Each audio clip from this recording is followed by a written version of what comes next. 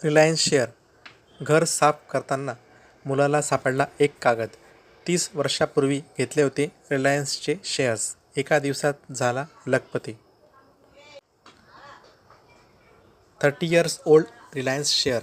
एका व्यक्तीला त्याच्या घरात अचानक जुने कागदपत्रे सापडली. त्याला समजले नाही की ते काय आहे. त्या व्यक्तीने सोशल मीडिया प्लॅटफॉर्म एक्सवर मेसेज शेअर केला आणि तंत्रज्ञांची मदत मागितली.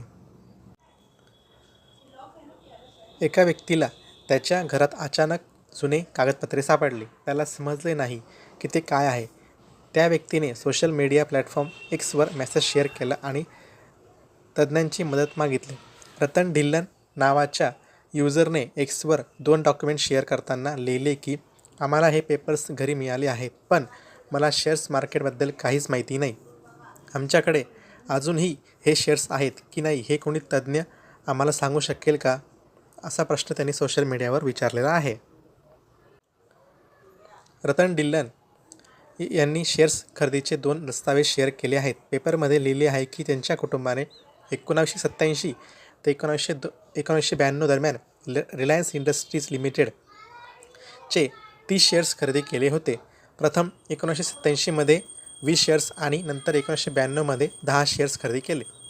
त्याची किंमत त्यावेळी प्रति शेअर 10 रुपये होती. परंतु हे दस्तावेज सुमारे 30 वर्ष जुने आहेत आणि त्यावेळी शेअर्सचे डिजिटल व्यवहार होत नव्हते. शेअर्स खरेदी करताना कागदपत्रे दिली जात होते.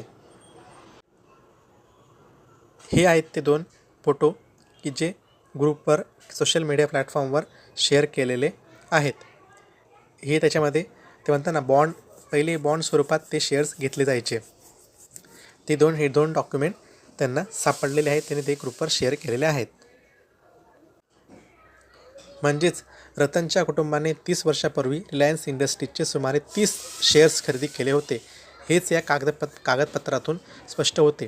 एका युजरने सांगितले की गेल्या 30 वर्षात रिलायन्सचे शेअर्स 3 वेळा विभाजित केले गेले आहेत आणि 2दा बोनस दिला गेला आहे.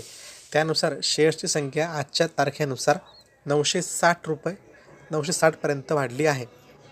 सध्याचा रिलायन्स किमतीने गुणाकार केल्यास किंमत सुमारे 11,88,00,000 रुपये होते.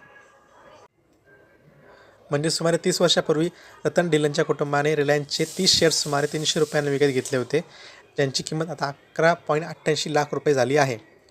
पूर्वीचे शेअर्स केवळ फिजिकल स्वरूपातच विकले जात होते आणि शेअर्समध्ये गुंतवणूक करणारे फार कमी लोक होते. पण 2 दशकापूर्वी ज्यांनी शेअर बाजारात गुंतवणूक केली ते आज श्रीमंत झाले आहेत.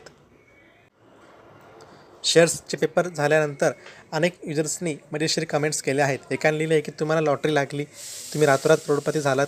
दुसऱ्या युजरने लिहिले की रतनभाई घर नीट शोधा, कोणास ठाऊक MRFचे शेअर्स काही पेपर्स बाहेर येतील.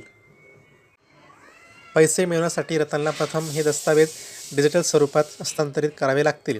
त्यासाठी त्याला ज्या व्यक्तीच्या नावावर शेअर्स आहेत त्यांची कागदपत्रे आणि त्यांच्या कुटुंबातील सदस्यांची कागदपत्रे सादर करावी लागतील. त्यानंतर हे शेअर्स डीमॅट खात्यात हस्तांतरित केले जातील. त्यानंतर कुटुंबाला ते पैसे मिळू शकतील.